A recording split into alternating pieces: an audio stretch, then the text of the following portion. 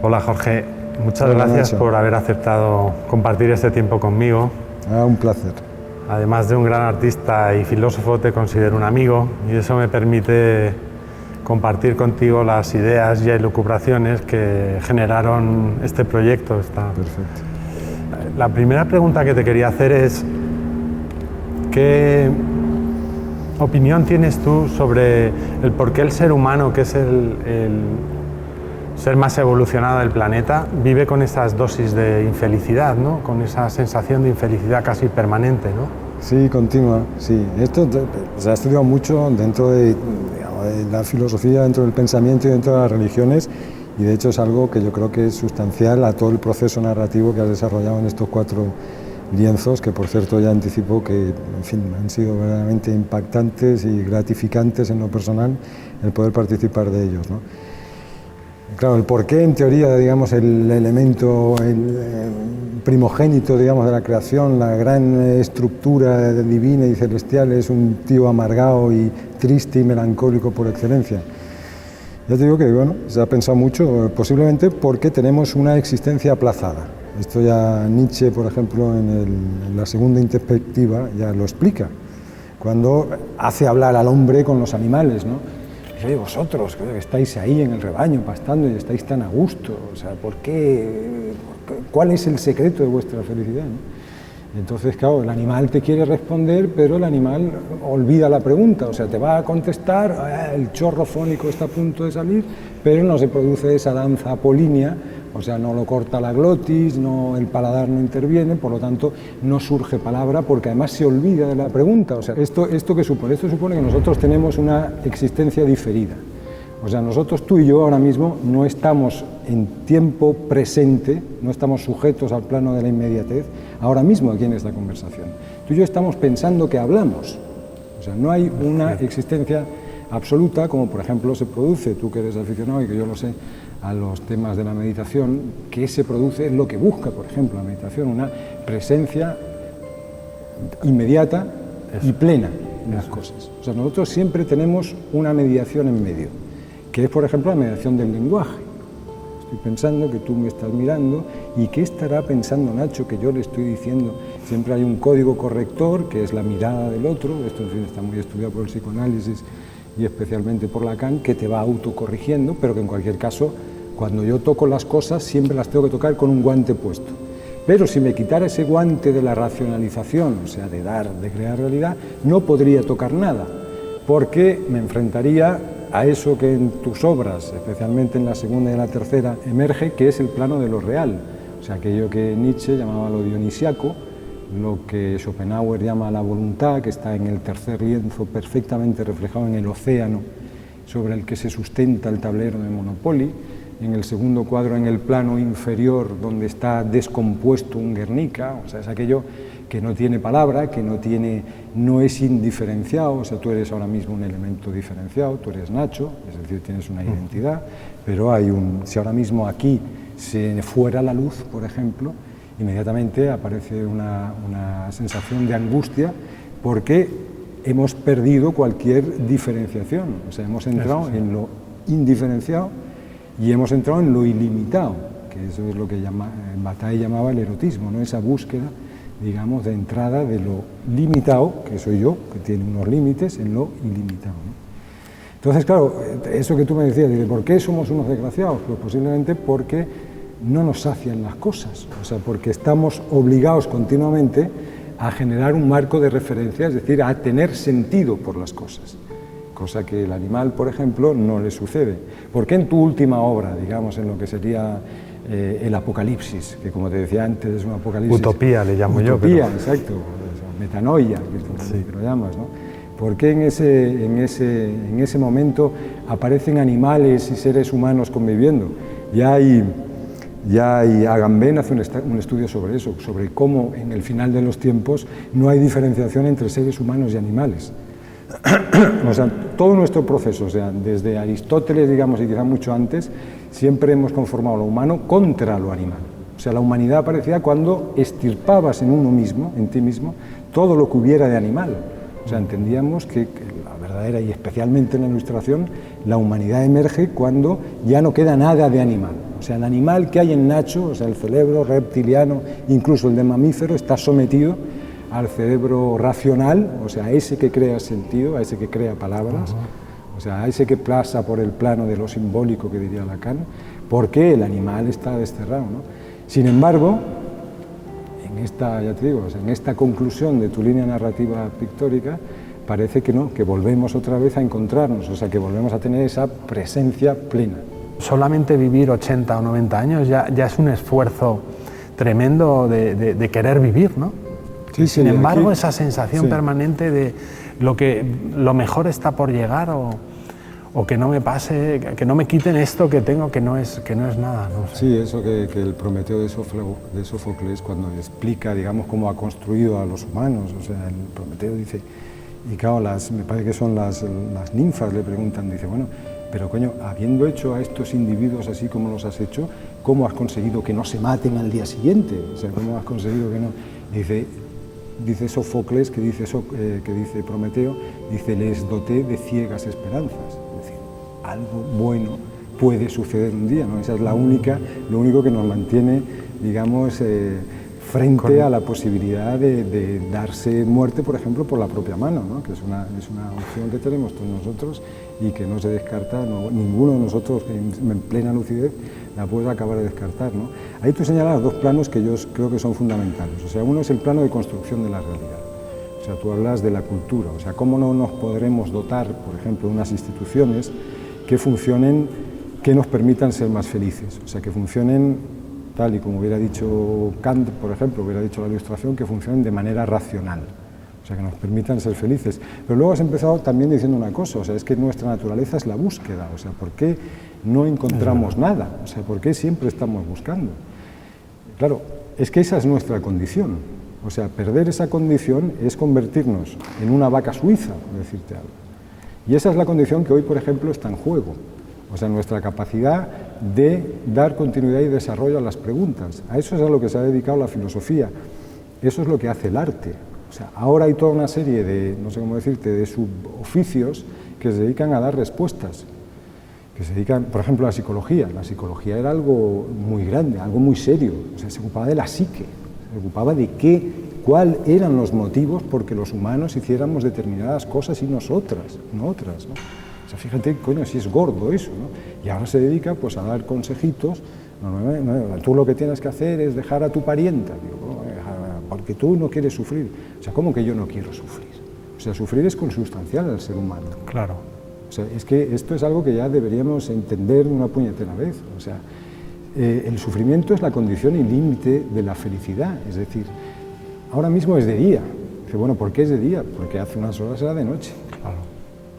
Si tú no participas de la experiencia, no de la vivencia del sufrimiento, la vivencia del sufrimiento no nos la quita nadie, o sea, que tú pierdas a un ser querido, pero ahí puedes distraerte, o sea, puedes tener simplemente esa vivencia o puedes tener la experiencia del sufrimiento. Independientemente de que ya hemos dicho que el ser humano tiene que sufrir, pero el ser humano a estas alturas de evolución, que ya es capaz casi de controlar hasta los fenómenos climatológicos o por lo menos de destrozar el planeta, no fuese capaz de crearse unas condiciones a partir de la educación que fuesen como más saludables, ¿no?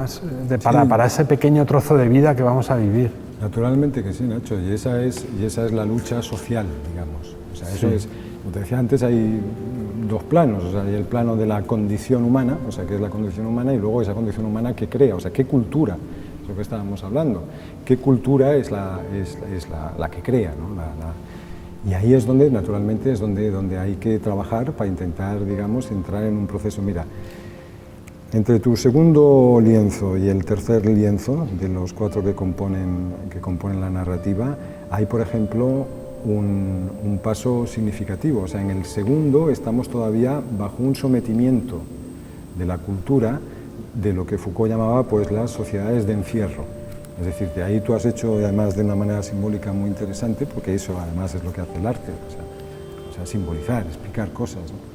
O sea, relacionar cosas que inmediatamente no están presentes, pero que inmediatamente a través de eso se hacen presentes, ¿no? Tú ahí haces una estructura piramidal de lo que es la concepción del poder clásica, de concepción del poder de las sociedades de encierro. Por ejemplo, cuando hay un monarca absolutista, ¿no? Hay los que mandan, que están sustentados, digamos, por unos elementos que son estas figuras fantasmagóricas de tu tercer lienzo, que sostienen, digamos, como el palio, como si llevaran un paso en Semana Santa, el poder, ¿no? Por debajo hay algo que está, que voluntario o involuntariamente lo has hecho muy claro y además es muy efectivo. O sea, hay algo que está cortado, o sea, está el suelo. Por encima de este suelo están los penitentes que soportan la carga del peso, pero por debajo, donde aparece esa reconstrucción, digamos, del Guernica, esos fragmentos del Guernica y tal, hay otro plano, que ese es el plano de lo real. O sea, ese es el plano de lo que, o sea, de lo que está allá abajo, o sea, de lo que no tiene palabra, de lo que no nos permite ponerle palabra. A eso no le podemos poner palabra. Eso es una realidad pasmosa. Eso es lo real, o sea, eso es lo que sí, ya te digo, lo que Schopenhauer llama la voluntad, lo que Nietzsche llama lo dionisiaco, lo que Lacan llama lo real. Es decir, es aquello, o sea, nosotros a partir de ese noúmeno que llamaba Kant, a partir de ese noúmeno, de eso, de esas cosas que nos llegan, nosotros le ponemos palabras, por decirlo de alguna manera, lo racionalizamos y con eso creamos un plano que es el plano de la realidad. Vale. Ahora nosotros pues nos vemos aquí, si ninguno de nosotros está loco, pues más o menos tenemos una realidad consensuada, que bueno, Nacho lleva un polo de manga corta negra, estamos hablando sobre tal, o sea, creamos a partir de eso, ¿no? Y en el otro está perfectamente, en el tercero está perfectamente explicitado en el mar oscuro, que esa es justo la metáfora de Schopenhauer para explicar qué es lo real, o sea, sobre lo real nosotros construimos una barcaza que tú la has simbolizado en forma de Monopoly, sí, a través del proceso de racionalización, decir, no, yo más o menos estoy seguro, o sea, quien se crea seguro, o sea, quien se crea a salvo de la emergencia de lo real, por mucho que vivas en las urbanizaciones esta blindada de la periferia de Madrid y que tengas 200.000 millones efectivamente de euros, si te crees que estás protegido, o sea, si te crees que tu hijo no va a acabar muriéndose un día, o que es que eres un cretino, o sea, es que estás ya en la fase de vaca suiza que decíamos antes, o sea, has perdido el sentido con lo humano, ¿no? Pues claro, en el tercer lienzo tuyo se explica perfectamente esa concepción de sociedad disciplinaria de Foucault. En el segundo, perdón. En el segundo. Y en el tercero ya entra lo que Foucault llama las sociedades de control. O sea, ya, por ejemplo, el poder político ya ha perdido peso. El poder político ya Merkel es una marioneta, de eso que tú simbolizas como un gorila de espalda plateada en la cabeza, ¿no? O sea, ya está sometida a otras fuerzas, que son las fuerzas económicas que emergen, ¿no? O sea, ya ahí el problema no es encerrar al penitente, ¿no? Antes estaba obligado Ahora no hace falta encerrarlo, ahora está bajo control, a través de los mecanismos que Foucault llama de biopolítica, o sea, que se emplea a través de dispositivos. Todo eso forma parte de la cultura que tú dices. Y ahora hemos entrado incluso en otra fase ya distinta, que hay muchos autores, sociólogos, filósofos que la analizan, que ya es la psicopolítica, o sea, ya no es simplemente el controlar, decirte, oye Nacho, ya no es la biopolítica que controla tu vida, o sea, ya es controlar tu pensamiento. Es que cuando tú te vayas a Zara a comprarte el otro polo negro, aun teniendo otro, creas que eso lo haces por ti, o sea, que lo haces porque es tu decisión, no porque es la decisión de una multinacional que vende polos negros, ¿sabes? O sea, todo eso es, contra todo eso es contra lo que hay que pelear, y toda esa duda es la que tú planteas. Claro. ¿El cambio no podría venir por parte de una rebelión de las mujeres? Eso pasa, por ejemplo, por un sitio que ya lo comentábamos antes en el coche, o sea, Simone de Beauvoir, por ejemplo, o sea, ¿cuál es su gran aportación cuando escribe El segundo sexo? Esa sentencia que dice que la mujer no nace sino que se hace, o sea, la mujer es un proceso cultural también. Es decir, igual que tú y yo y que todos tenemos que intentar luchar contra esa mala utilización de la cultura que nos está llevando a donde nos está llevando, porque es evidente que el sistema actual tiene topes, o sea, uno de los topes es el ecológico que tú planteas también. Claro. O sea, es decir, son los recursos limitados, o sea, podemos devastar lo que podemos devastar, pero llegará un punto, o sea, estamos actuando, y esto en fin es viejo y conocido, estamos actuando como virus, o sea, estamos parasitando, digamos, un marco precisamente por esa distancia que al adquirir la conciencia con el árbol del conocimiento, digamos, pues como estamos aparte, estamos dentro pero estamos aparte, creemos que todo está, es el poblar la tierra y someterla, ¿no? Que todo está a nuestra disposición. Pero eso no solo pasa con las cosas, o sea, solo no pasa con la naturaleza, o sea, no pasa con las personas. Hay mucha gente que entra en un sitio como si entrara en una ferretería, entra en un colectivo como si entrara en una ferretería, diciendo, este es productor de televisión, este me puede servir a mí para dar un programa, aquel chaval es cámara o técnico de sonido, este yo si me lo camelo a lo mejor consigo trabajo como no sé qué. O sea, gente que ve a los demás no como el yo mismo, sino que ve a los demás como una herramienta de utilidad para poder conseguir sus propios fines. O sea, eso le interesa. Es que nos enseñan también a eso, ¿no? Naturalmente, o sea, el sistema Nacho, educativo, ¿tú qué dirías del sistema educativo, tal y como está planteado? Es que es justo eso, o sea, es que es justo eso, o sea, este sentido, o sea, que esto ya, pues Heidegger también insiste mucho en el tema, ¿no? Es decir, es que una cosa es el ente y otra cosa es el ser, o sea, una cosa son las cosas y otra cosa es el ser, o sea, la emergencia del ser, ¿no? O sea, y esto es así, o sea, ahora nos están convirtiendo, y esto por ejemplo se ve en el nuevo afán de la emprendeduría, o sea, vivimos ahora unos tiempos de crisis económica, parece que la única solución es que todos seamos empresarios. A ti lo primero que te van a preguntar cuando vean esto, mucha gente es, Nacho, ¿y esto para qué te sirve? ¿A cuánto lo vas a vender? O sea, ¿qué rendimiento vas a sacar de esto? Porque son incapaces de entender que el rendimiento es la producción de ese sentido. Claro. O sea, eso, ¿por qué no interesa ahora la filosofía? Porque la filosofía es una máquina de producir sentido y una máquina crítica de producir sentido. O sea, todo lo que estamos hablando hoy, lo estamos hablando, digamos, en base a ese tipo de razonamiento. O sea, podemos criticar porque tenemos ese sistema de crear sentido y somos capaces de darnos cuenta de una serie de cuestiones que si simplemente estás metido, digamos, en estas cuestiones de la emprendeduría, o sea, ¿cuál es? O sea, una empresa es una entidad con una ética enormemente ambigua en el limbo, o sea, algo que tiene como punto de partida principal la avaricia, es decir, yo tengo que aumentar mi margen de beneficio. ¿Qué relación ética puede generar en un individuo contra otro? O sea, si tú y yo hoy estuviéramos hablando de empresa a empresa, ¿para qué coño vamos a perder el tiempo que ya hacérselo perder a todos estos compañeros? ¿De qué coño estábamos hablando? Estaríamos hablando de decir, oye, macho, yo te pongo en contacto con un galerista, pero me das un 10% de lo que saques por este cuadro. Y ahí importaría un rábano si tú ahora te desmayaras por el calor que estábamos pasando. Claro, y me preguntarías, ¿puedes hacer 4 igual? Porque al final, haz 4 igual, claro. O tú te has desmayado, es igual. Mira, ¿cuánto sacamos de este cuadro? ¿Sabes? Y en esto nos están ahora. Pero sin embargo, la experiencia artística, o sea, o de creatividad, o sea, es tan apabullante. Estás pintando, estás haciendo música y ese momento ya está siendo un momento de intensidad y de juego, ¿no? De juego tremendo. Es que eso, Nacho, por ejemplo, ya Bataille ya lo explica. O sea, el ser humano tiene tiempos de uso y tiempos de existencia. Es decir, el tiempo de uso es el tiempo que, por ejemplo, de lo que se ocupa el marxismo. El marxismo solo se ocupa, y esa es una crítica, por ejemplo, que Foucault le hace, de los tiempos de uso. El tiempo de uso es aquel que aplaza indefinidamente el tiempo de existencia. O sea, tú te levantas por la mañana, si te paras a pensar, dices, ¿cuánto tiempo dedico a tiempo de uso? O sea, a ser el elemento de uso de algo que me domina. O sea, pues ahí fichar, tener que hacer tarea administrativa, todo eso son tiempos de uso, tiempos de uso. Esos tiempos de uso, ¿qué están haciendo? Aplazando, son tiempos horizontales, o sea, son tiempos que van uno detrás de otro. Y aplazan indefinidamente los tiempos de existencia, que son tiempos de emergencia del ser, digamos, son tiempos que se sustentan por sí mismos. Tú te levantas, en lugar de levantarte a las 8, tú un día te levantas a las 6, ves el cielo, ves el amanecer y dices, la hostia. Dices, claro, joder, pero si esto está aquí. O sea, eso pasa en los procesos creativos.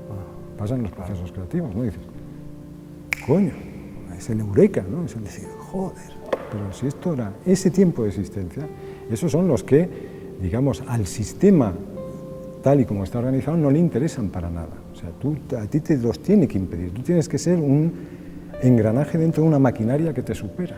Entonces, todo lo que son las líneas de autoayuda y de un poco esto que en el fondo están dentro del sistema, sí, es decir, que se ponen de moda, que hay un montón de gente que parece que tiene una cultura de la felicidad y de cómo hacértela, que eso lo que por lo menos estaba era creando una cultura del presente, de vivir consciente, o sea, de decir, bueno, Hombre, si un día te levantas fatal porque ayer te pegaste una discusión o lo que sea, pues respira, haz una serie de cosas realmente donde vas a ver que por lo menos vas a desconectarte del dolor mental y a lo mejor vendrá otro momento que te ayudará a superar esto. Es un poco como yo lo he visto hasta ahora, pero estoy entendiendo quizás que eso no deja de formar parte de unos mecanismos que no conducen a nada realmente, que hay que sufrir igual y que hay que... Bueno, hay que sufrir igual, pero hay que tener la posibilidad de elegir. O sea, elegir etimológicamente o sea, es de ser elegante. O sea, el compromiso, o sea, es algo que conlleva sufrimiento, pero es más las fuentes, Nacho. O sea, no es que falle, digamos, la premisa general. Claro que hay que intentar ser felices y claro que hay que intentar sobrellevar las cosas. Lo que pasa es que hay que tener la propia capacidad crítica como para saber que lo que me está vendiendo es un libro y lo que me está ofreciendo es la posibilidad de existir de una manera distinta. Entonces, tú me hablas de yoga, por ejemplo, pues cojonudo. Me hablas de meditación, digo, perfecto, pero vete a... O sea, no te lo digo yo. Pero o sea, busca tu libertad, claro. Exacto, busca, o sea, en cuanto vayas a la meditación y te diga, mira, y aparte de la matrícula, compra este librito. Claro. Tú hablabas del autoayuda, autosuperación, o sea, el auto. ¿Qué es el auto? O sea, el auto es el aislarte de los demás, coartar lo que nos permite la existencia, que es nuestro ser erótico. Cuando digo erótico no digo ¿sabes? O sea, cuando digo erótico digo el de generar vínculos con los demás. Claro. O sea, sí, es un poco buscar siempre el estado de dormir para los usos, aunque sea el uso del consumo. Claro, ¿no? claro, también... anestésico para que estés además, y además ya no te puedas relacionar con los demás. O sea, no autoayuda, autosuperación, autoestímulo, autoemprendeduría, o sea, tú mismo, tú, todo. Eso es lo que hace es un narcisista egoísta, incapaz de saber comunicar, de saber dialogar y por lo tanto de modificar o de crear presente.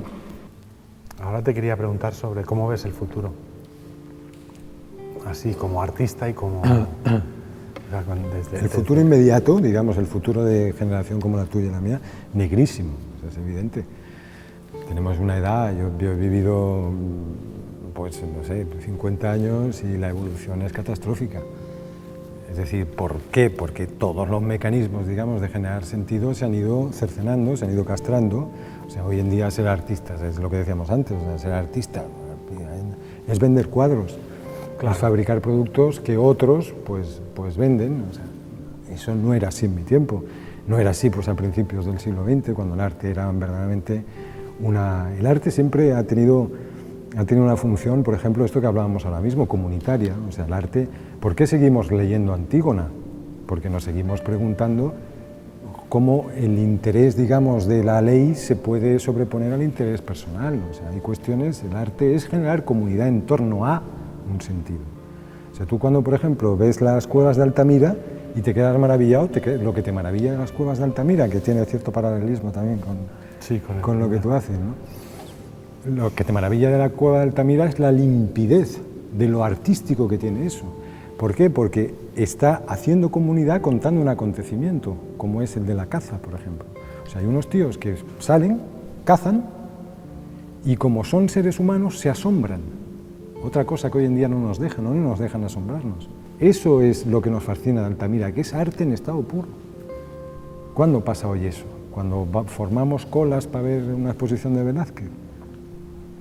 ¿Sabes? Pero eso es el arte, y eso es otra cosa que a mí pues me resulta muy interesante de la propuesta que has hecho, ¿no? O sea, primero esa emergencia, o sea, es decir, es que esto lo tengo que contar, o sea, es que me ha asombrado.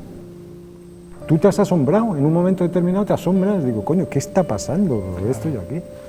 Es que ese asombro entonces tiene que ser algo individual. Pero claro, el asombro es una condición que tiene que estar imbuida dentro del individuo.